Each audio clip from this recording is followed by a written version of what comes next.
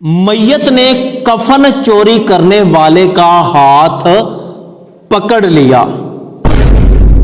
एक कफन चोर कफन चोरी करने के लिए कब्रिस्तान में आ गया। कल ही एक शख्स का इंतकाल हुआ था। कफन चोर ने जनाजे के वक्त उसकी कब्र देख ली थी।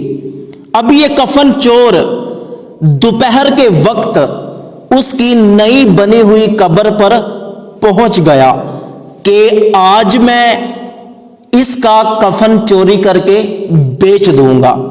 उसने कफन चोरी करने के इरादे से कब्र को जल्दी जल्दी खोदना शुरू कर दिया।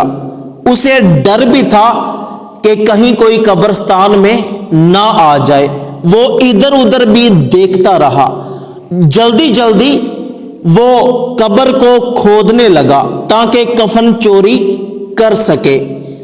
जब उसने मुकम्मल कब्र खोद ली, फिर उसने कब्र की स्लैपें हटाई।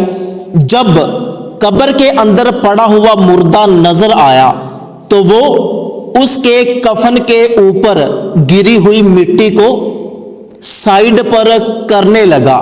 तो उसी वक्त मैयत ने कफन से हाथ निकालकर कफन चोर का हाथ पकड़ लिया। कफन चोर डर गया। उसके पैरों के नीचे से जमीन ही निकल गई कि यह क्या हुआ, मैयत जिंदा हो गई।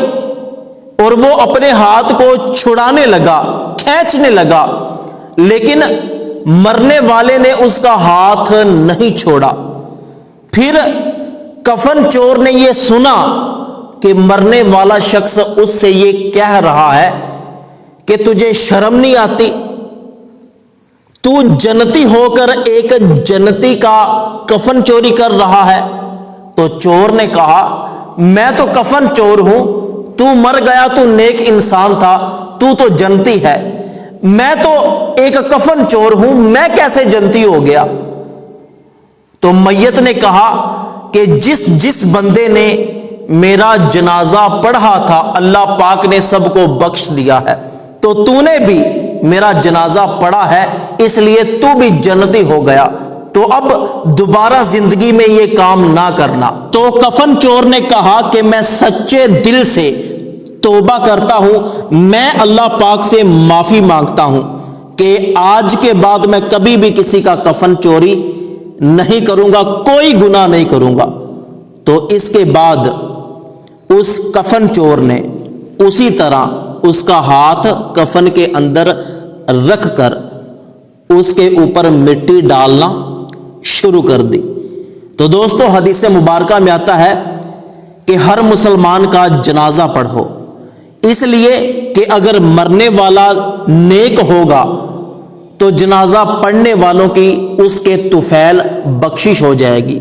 और अगर मरने वाला नेक नहीं होगा तो जितने लोग जनाजा पढ़ने के लिए आएंगे तो उनमें से अगर कोई नेक बंदा होगा तो उस नेक बंदे के तुफैल मैयत की बख्शिश हो जाएगी। तो अल्लाह पाक से दुआ है कि अल्लाह पाक तमाम मरहूमीन की बख्शिश फरमाए और हमें सिराते मुस्तकीम पर चलने की तौफीक अता फरमाए।